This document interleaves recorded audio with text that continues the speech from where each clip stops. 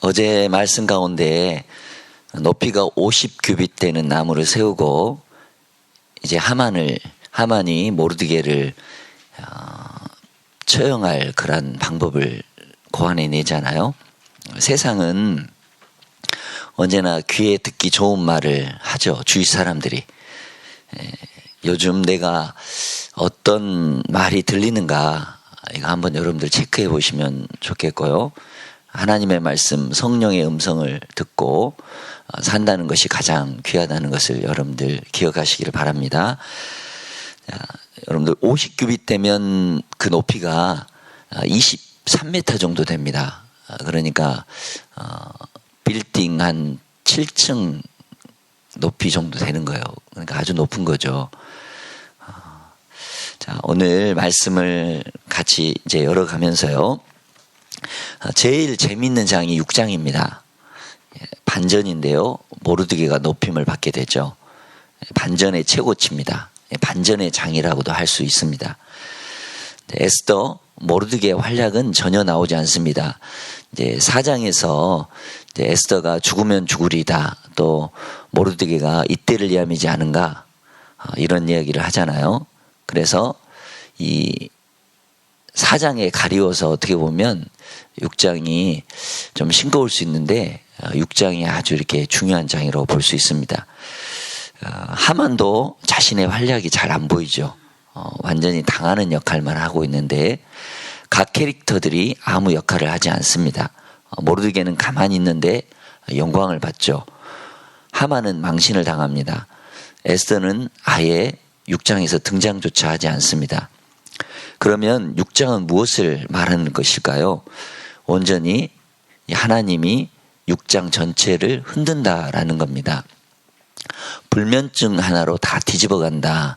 어떤 분은 이렇게도 이야기를 하시고요. 잠이 안 오는 밤, 뭐 이런 제목으로도 설교를 하시는 분 있는데 섭리와 우연을 대비시킬 수 있습니다. 우연은 의미 없는 이 사건의 나열입니다. 반대로 섭리는 하나님이 주관하시고 하나님이 일하시고 그러죠. 세상 만사 다 하나님이 일하십니다. 그렇기 때문에 우연은 없다라는 것이죠. 섭리의 손길 안에 살아가는 것이 강한 것입니다. 언제 하나님이 일하십니까? 기도할 때 일하시죠. 여러분들 기도. 자, 보이지 않는 하나님의 손이 전체적으로 움직이는 장이 6장입니다. 제일 특이한 장이라고 할 수 있죠. 6장의 주인공은 하나님이십니다. 6장을 빼면 에스더에서 우리가 쉽게 말하는 안고 없는 찐빵과 같은 그런 것이죠. 하나님이 하나님 되시는 것이 바로 6장인데요. 전체 여러분들 에스더 10장의 구조의 틀을 한번 보십시오. 그러면 참 이렇게 재밌어요. 반전장이라고 할 수 있는데 이 장을 딱 가운데 놓고 그림을 그리신 분들 같으면 한쪽에다가 이게 물감을 다 칠하고 접고 이게 펼치면 다음 이 그림이 완벽하게 양쪽이 똑같죠. 그 가운데 바로 그 가운데가 6장이라는 겁니다. 데칼코만이라고 미술은 효과를 얘기를 하죠. 자, 그러면서 6장을 중심으로 이 앞뒤 잔치가 꼭 2번씩 나옵니다. 실제 현재 불임절에도 이 축제를 이틀간 하고 있는데 이 책은 아주 잘 써졌습니다. 이 에스더는 구조적으로도 그렇고요. 자, 오늘 6장 1절 말씀 한번 보면 그날 밤에 왕이 잠이 오지 아니하므로 명령하여 역대일기를 가져다가 자기 앞에 읽히더니 시간절로 시작하죠. 그때 그날 밤에 그러니까 에스더가 첫 번째 잔치를 하고 이렇게 초대해서 하만과 왕을 초대하고 이제 그날 밤에 궁중으로 돌아갔겠죠. 그날 밤에 왕이 잠이 오지 아니함으로부터 시작합니다. 그런데 진짜 이상한 것을 여러분들 여기서 느껴야 돼요. 진짜 잠 못 이루는 사람은 누굴까요? 에스더와 하만이겠죠. 에스더는 내일 최후의 한 방을 준비하려고 어떻게 하면 하만의 이 음모를 이길 수 있을까? 그렇게 하면서 잠을 못 이뤘겠죠. 하만은 어떻게 하면 왕을 설득해 가지고 이제 12월 13일 이렇게 모든 유대인들을 처단하는 그 날을 부르러 제비 뽑았잖아요. 앞으로 한 8개월 정도 기다리면 됩니다. 그러면 모르드게와 유다인들이 다 죽잖아요. 그런데 모르드게가 뭐 절을 하지 않으니까 이 개인 감정으로 먼저 모르드게를 먼저 처형해야 되겠다. 그 생각을 한 거예요. 그래서 이제 장대를 높이 달고 이렇게 처형틀을 만들어 놨는데 그걸 참지 못하고 왕에게 이제 어떻게 하면 이게 처형틀에다가 교수형을 달까? 그러면서 하만도 잠을 못 잤을 것입니다. 밤새워서 고민하고 잠을 못 이룬 사람이 바로 두 사람이죠. 그런데 성경은 6장 1절에 뜬금없이 그 평상시에 잘 먹고 잘 자던 왕이 잠이 안 올까? 이 말이 딱 나옵니다. 여러분들 이해가 되십니까? 정말 신기하죠. 이게 반전의 장입니다. 누가 봐도 이해가 되지 않습니다. 여러분들 누가 왕을 잠 못 자게 했을까요? 하나님이라고 여러분들 다 알고 계시잖아요. 한글 개역 성경은 왕이 잠이 오지 아니하므로 이렇게 되어 있지만 72년 성경을 보면 그러나 주님께서 왕의 잠을 달아나게 하셨다. 그래서 어떤 주석가들은 누군가 왕을 흔들어서 깨웠다. 우리는 그 누군가가 하나님으로 알고 있습니다. 막 흔들어 버린 거죠. 진짜 재밌습니다. 그렇게 잘 먹고 잘 마시고 잘 자던 왕이 잠이 오지 않는다. 무슨 포인트죠? 반전이죠. 왕이 잠이 안 오면 왕이니까 뭐 음악가를 불러서 음악을 한다거나 뭐 잔치를 막 베풀거나 뭐 그럴 수도 있겠죠. 유흥하고 하다 못하면 여러분들 청소년들 같으면 잠 안 오면 유튜브 보잖아요.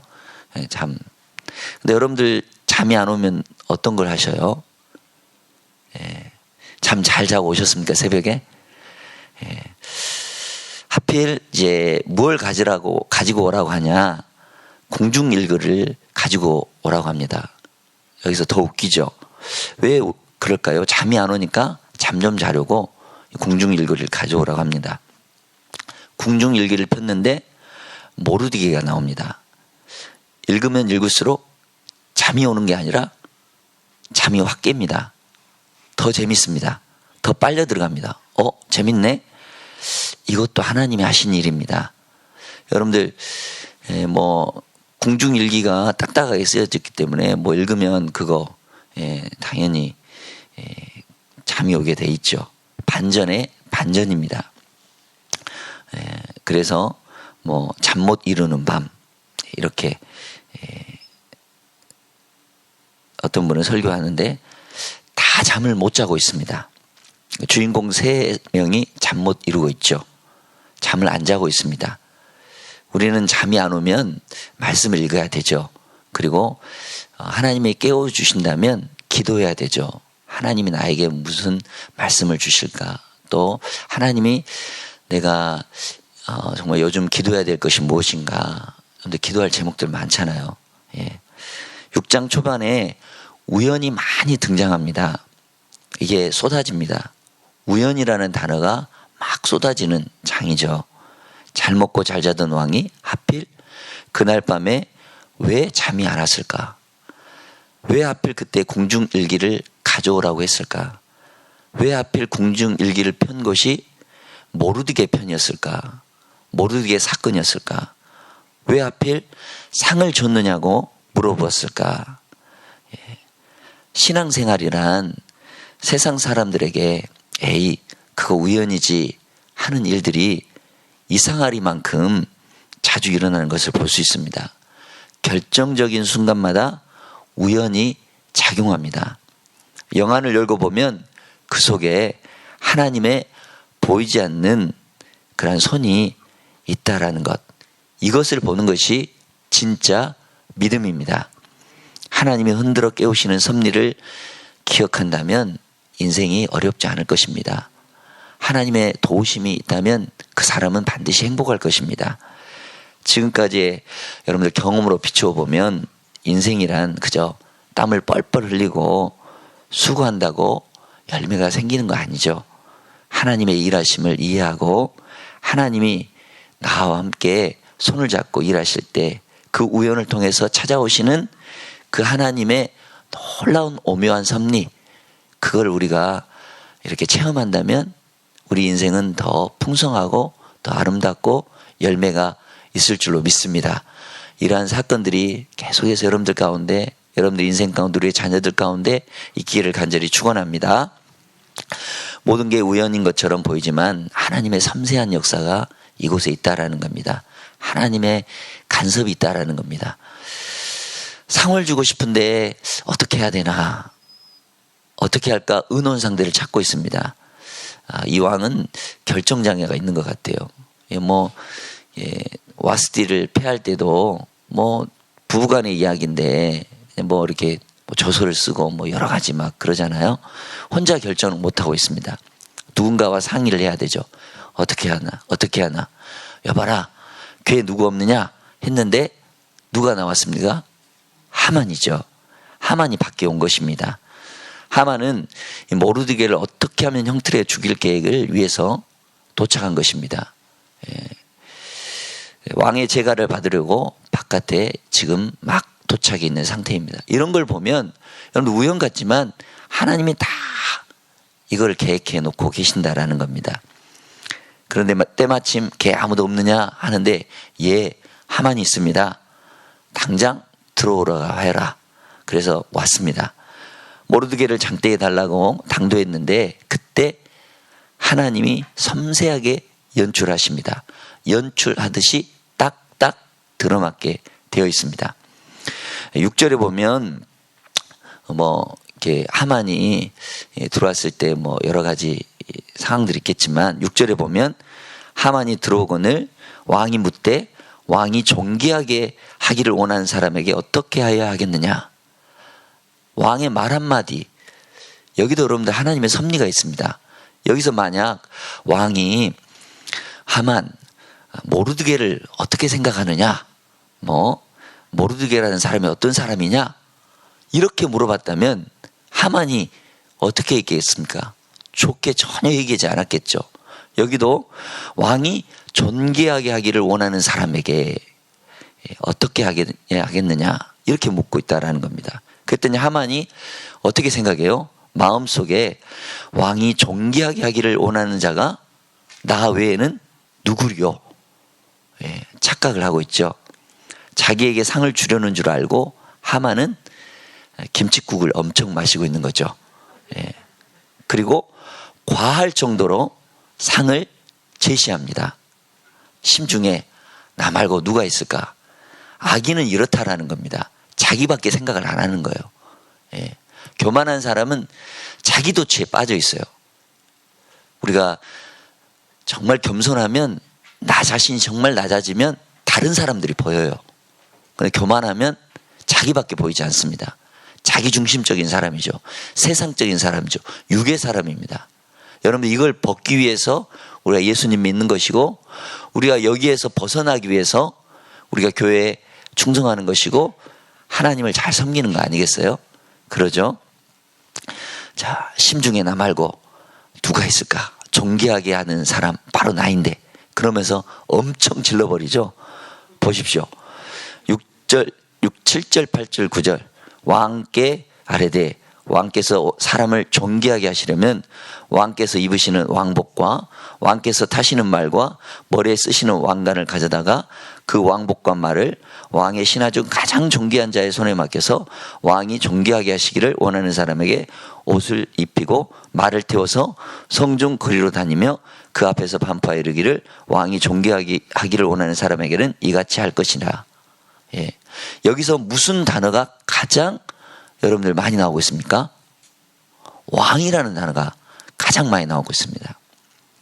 왕께서 입으시는 왕복과 왕께서 타시는 말과 머리에 쓰시는 왕관을 달라고 하는 거죠. 여러분들 무리한 부탁 아닌가요? 여러분들 말도 안 되죠. 하만은 지금 제2인자입니다. 재산도 엄청나게 많죠. 그리고 은 2만 달란트를 왕에게 바칠 수 있는 이 조서도 써가지고 지금 다 반포되어 있는 상태입니다. 그 정도의 액수면 페르시아의 국세의 한 3분의 1 정도로 해당하는 어마어마한 양입니다. 그리고 나중에 보시지만 하만은 10아들이 있습니다. 뭐 세상의 지위는 왕 다음으로 가장 높고요. 여러분들 지금 가장 이 사람이 어떻게 보면 뭐 아나무인격으로 자기밖에 보이지 않는 사람입니다. 그런데 뭐가 되려고 하죠? 왕이 되려고 하는 거예요. 세상 사람들이 다 그렇다라는 겁니다. 크든 작든 높아지려고 하는 거예요. 그런데 진짜 왕은 누구다? 하나님이시다 라는 거를 여러분들 이야기하는 거예요. 내가 높아지면 높아질수록 하나님은 우리의 교만을 깨트리신다라는 거예요. 진짜 왕은 바로 하나님이시다. 오늘 우리가 이제 아이들이 공연을 하고 또 크리스마스 이브입니다. 가장 어두운 시대, 가장 암흑기 시대.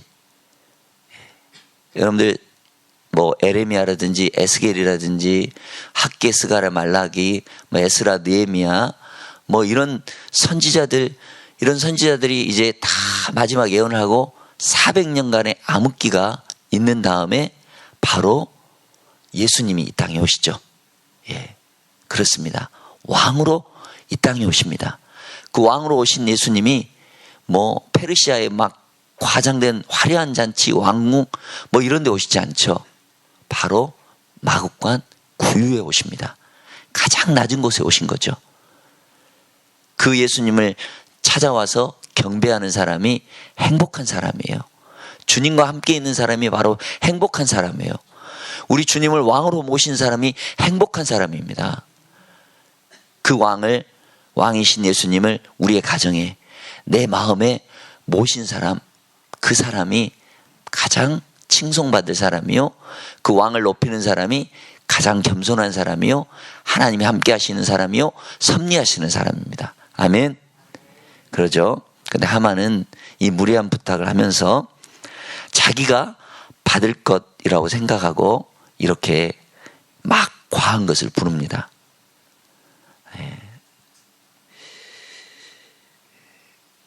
이 에스더 책이 정말 과하다고 했죠.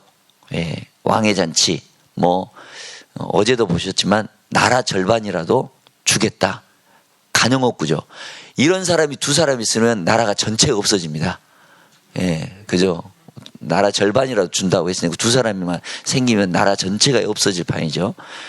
거의 왕 같은 대우를 원합니다. 왕복을 입고 성중을 다니게 하죠. 난리도 아니죠. 그런데 이 순진한 왕이 뭐라고 대답하는지 여러분들 보십시오. 10절에 보면 이에 왕이 하만에게 이르되 너는 내 말대로 속히 왕복과 말을 가져다가 대궐 문에 앉은 유대 사람 모르드게에게 행하되 무릇 내가 말한 것에서 조금도 빠짐이 없게 하라.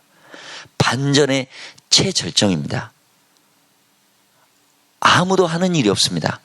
모르드게는 그냥 대궐 문 앞에서 앉아 있기만 하면 됩니다. 뭐 이렇게 금식하면서.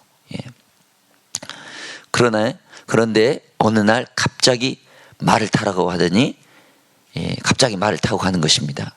그것도 옆에 하만이 데리고 다니고 있습니다.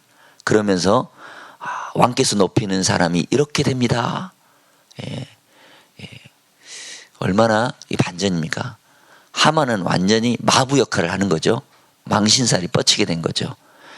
그래서 멘붕 상태로 집에 돌아가게 됩니다. 그러면서 12절, 14절 여러분들 보시면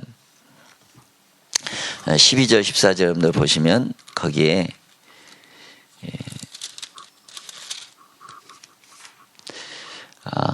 아내와 그 사람들이 그렇게 얘기를 하죠. 집에 와서 아내가 하는 말이 완전히 애언적인 말입니다. 보면 과연 유다 사람의 후손이면 우리 13절 당신이 그 앞에서 굴욕을 당하기 시작하였으니 능히 그를 이기지 못하고 분명히 그 앞에 엎드러지리다. 자기 남편인데 어떻게 보면 이제 악담을 하게 된 거죠. 완전히 애언적인 말입니다. 그런데 그 뒤에 문구를 보시면 아직 말이 그치지 아니하여서, 저는 여기서 가슴을 철렁했습니다. 지혜로운 그 옆에 있는 사람들과 아내가 그렇게 얘기를 하면 하만이 깨우치고 야 이제 안 되겠다 하면서 거기서 멈췄으면 다른, 그런데 하나 어떻습니까? 이 아직 말이 마치기도 전에 정말 중요한 어구죠. 내시들이 들이닥칩니다. 하만 빨리 와. 에스더 잔치 시간이 되었다. 빨리 궁으로 갑시다. 그러면서 바로 데리고 갑니다. 여러분, 하나님의 심판의 때는 거침없이 진행이 됩니다. 하면서 쓸려갑니다. 하만은 그래도 잔치 자리 가면서 웃으면서 갔겠죠. 껄레껄레막 하면서 갔겠죠. 그게 자신의 마지막 길인 줄 모르고 가고 있습니다. 인생이라는 게 그렇습니다. 인간이 자기가 받을 심판이 닥치는 줄 모르고 그렇게 가고 있는 것입니다. 여러분들, 우리는 어디로 가죠? 우리는 심판받을 그런 사람이 아니죠. 우리 예수님이 이 땅에 오셔서 우리의 모든 죄를 다 용서해 주시고 우리가 가는 길은 평안의 길입니다. 천국의 길입니다. 생명의 길입니다. 그러죠? 여러분들, 이 사실을 얼마나 우리 예수님이 이 땅에 오신, 왕으로 오신 우리 예수님을 우리가 맞이하고 축하하고 감사하고 기뻐할 수 있는 이 순간 얼마나 좋습니까? 세상 많은 사람들은 성탄 선물이며 연애며 파티며 이런 것에 관심이 있습니다. 우리는 생명을 주러 오신, 왕으로 오신 그 예수님을 맞이하고 우리가 가진 그 마음을 다해 우리 예수님께 황금과 유향과 몰약을 드리는 동방박사들처럼 우리의 마음을 드리는 겁니다. 그 주님이 받아주시는 거죠. 그리고 우리의 선물을 받으실 뿐만 아니라 가장 최고의 선물, 생명을 주시고 영생을 주시고 은혜를 주시고 행복을 주시고 우리의 모든 미래를 책임져 주시는 분, 그 예수님이 우리 왕이시라는 사실을 여러분들 기억하시길 바랍니다. 이제 다음 주에는 7장 클라이막스입니다. 기대하시기를 바랍니다. 여러분들, 에스더 말씀을 읽으면서 어떤 은혜를 받습니까? 상황이 급격하게 반전이 되죠. 에스더서는 하나님의 말씀에도 불구하고 하나님이라는 단어가 한 번도 나오지 않지만 오늘 우연이라는 그 말이지만 그 안에 하나님의 섭리가 온전히 담겨져 있습니다. 그래서 여러분들, 하나님의 신비한 그 인도하심을 우리는 기억하시고 하나님께서 손길을 오묘하게 오늘도 내미신다는 사실을 기억하시면서 주님께 감사하시고 주님의 뜻대로 살아가는 복된 여러분들 인생 되시기를 축복합니다. 기도하겠습니다.